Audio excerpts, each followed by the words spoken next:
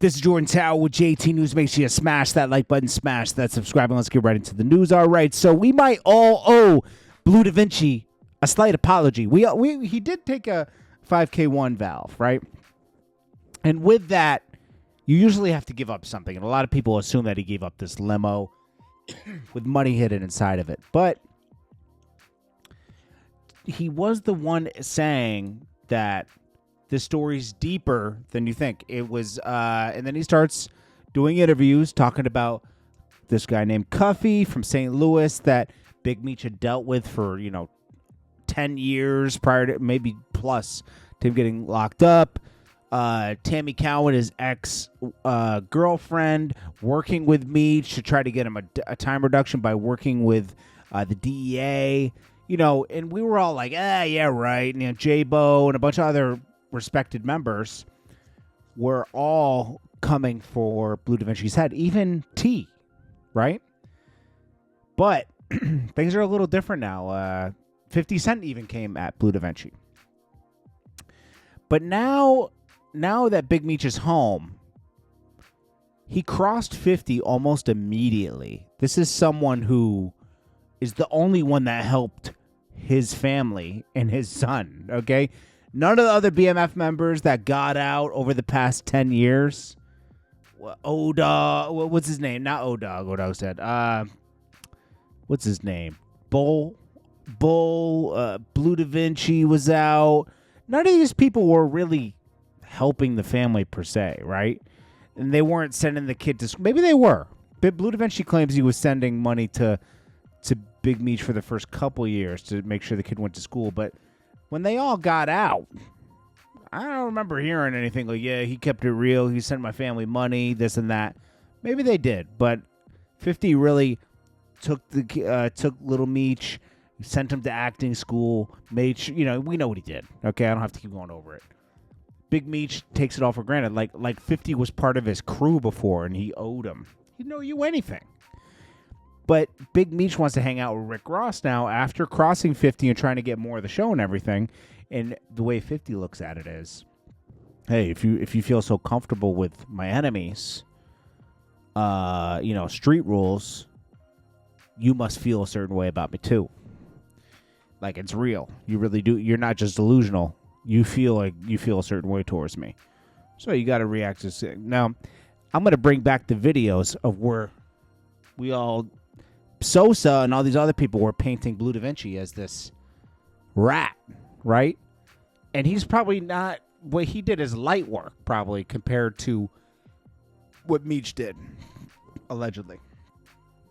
Let's see.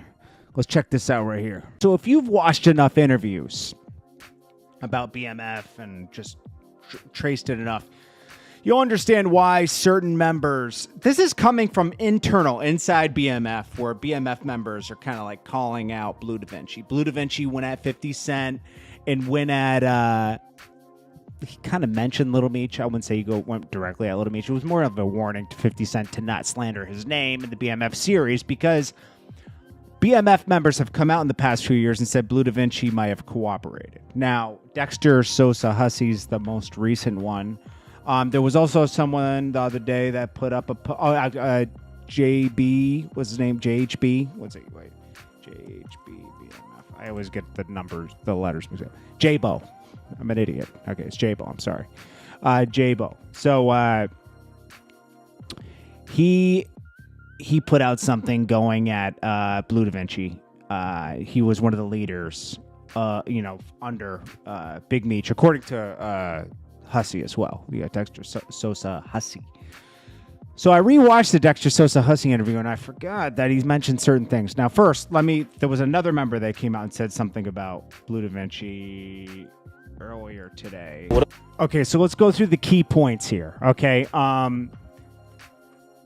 there was a Hummer that Hussey says, and there was only 3 people who. So the way they transported cash was like through cars like this. They'd put $70,000 into the car, rework it so it had stash spots and everything, but still weighed the same. So when they added cash to it, it weighed the same as it says on the VIN number. And when they removed the cash, they could replace the weight and it would weigh the same as it did on the VIN number. there was a Hummer with $3 million in cash in it. They went to go. There was a VIN number on it. They were trying to locate it. When after Big Meech got picked up, only 3 people knew about the Hummer. Hussey, who handled all the logistics with the cars and transporting keys, money around, right? And then it was, Big Meech, obviously, the leader. And then Bleu Davinci, supposedly. And he was like, well, I didn't tell, and Big Meech didn't tell, so who else told him about the VIN number on that Hummer? That's not in any paperwork, and it can't be confirmed. That's one word. That's Dexter Sosa, Hussey's word against Bleu Davinci. Okay, that's between those two. But that's what he said in that interview. Then he also said there was some dry snitching going on, in a sense, with the Smack DVD. He helped the feds put together the case, in a sense, not directly and not meaning to, but just not having as much street sense to not do that, he said. Okay, this is what he said. Okay, so don't blame me. Yeah, I'm just communicating what he said. He said that on the Smack DVD, they were putting up members' names, like doing cutaways of the members and like putting their names up. So it's easy for the feds to put a name to a face now. He also said, Dexter Sosa also said, the worst thing they could have done, where they were trying to get out of, they were trying to move into a legitimate business with the music, right? That's why they put a name on it. They put BMF on it. But also, as soon as they did that, he said, in 2000, when they did that, or 2002, whenever they started BMF, it also started a RICO case, because now, it could be a criminal enterprise. You have a name attached to everything, and that's what happened. Then that's not Bleu Davinci's fault. That's just an escape plan that they thought of, and it would have worked if there was a lot of Bleu Davinci.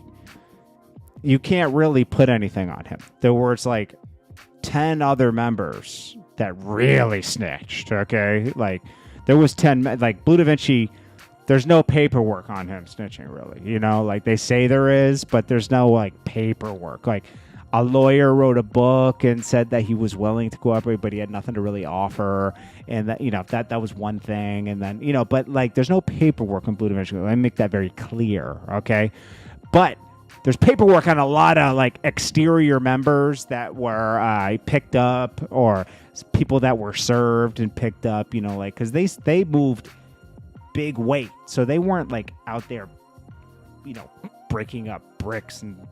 They were selling it to other people that they broke it up and sold it, right? But it was exterior members that would snitch on other people or wear wires, and that's how the whole enterprise got brought down. Because other than that, Big Meech was very isolated, and so was and Southwest T, Big Meech's brother, talked on the phone a lot, and. That got wiretaps. It's again, indirectly, he didn't mean to tell everything, but if you have a wiretap on your phone, it's funny because I think The Wire was out around that time. Like they told you how it worked. The show The Wire, like they pretty much show you how everything works in movies and everything. Switch it up. But hey, that's about it. That's why they say Bleu Davinci cooperated. But, he was more of a rapper on this. He was going to be the rapper. He was going to be the first rapper. It's too bad they didn't get Young Jeezy to be the first rapper, because I think it might have worked earlier and faster. He was kind of attached and affiliated, but, they had to let him go because their case started to get, started to break seals on indictments, and they had to let Jeezy just kind of go and do his own thing, because, like, why hold someone else back? But it's probably one of the most interesting stories ever, and I'm glad that 50 Cent's telling it, and also I'm glad that 50 Cent really was adamant about Little Meech playing Big Meech, because I think that's so cool, man. I can't say that enough, that his son is playing him. It's like it's just it wasn't all for nothing. Like Big Meech is like, okay, well, I did all that, but now my son has a movie career. Like that must feel so cool. Like it wasn't all for nothing. He even wrote a letter talking about 50 Cent's doing what nobody else. He knew everybody in the music industry, Puffy, everybody, right? But nobody else would help him legitimize BMF, and people were scared to. Think about it. Just Jacob the jeweler selling jewelry to them, right? He got indicted. So think about it. If any of these, if anybody like joined up with the BMF after they started an investigation against them, they would have been indicted, and gone to jail. So, yeah, you can't just jump in like that, like maybe people knew better than to join, but at least point them in the right direction, It's crazy, man. If they had done this even 5 years later, right?